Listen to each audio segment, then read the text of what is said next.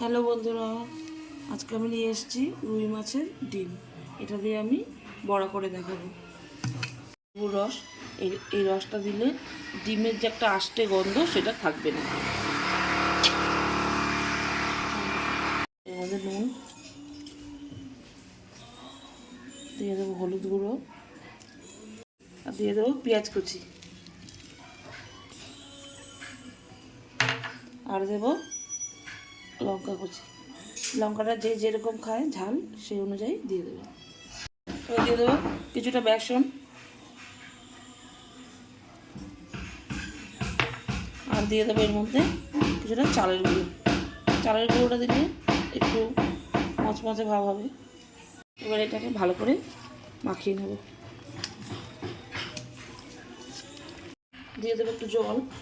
জল না দিলে এটা ঠিকমতো মাখা যাচ্ছে না, মানে বেসনটা তো একটু জল জল না দিলে মাখতে একটু অসুবিধা হবে। তাই একটু জল দিয়ে এটাকে ভালো করে মাখিয়ে নিচ্ছি। সারা দেখো বন্ধুরা, আমি ভালো করে এটা মেখে নিয়েছি। মাখাটা তাহলে একটু সুবিধা।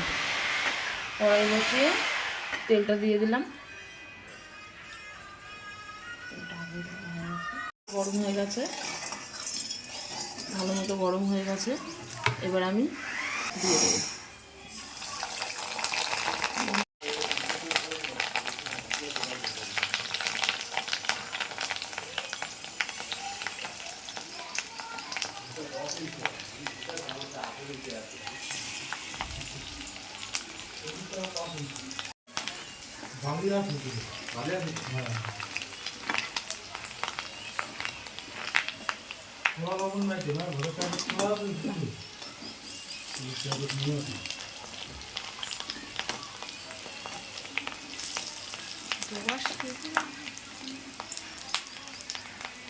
সুন্দর করে লাল করে ভেজে নিয়েছি।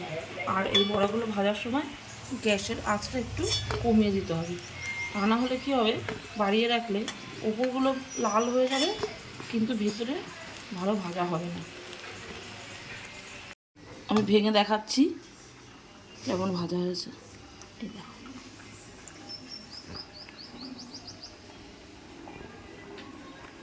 তোমরা এই ভাজা বড়াগুলো কাসুন্দি দিয়ে খাবে, আর এগুলো এই ভাজা বড়া ঝোল করেও খাওয়া যায়।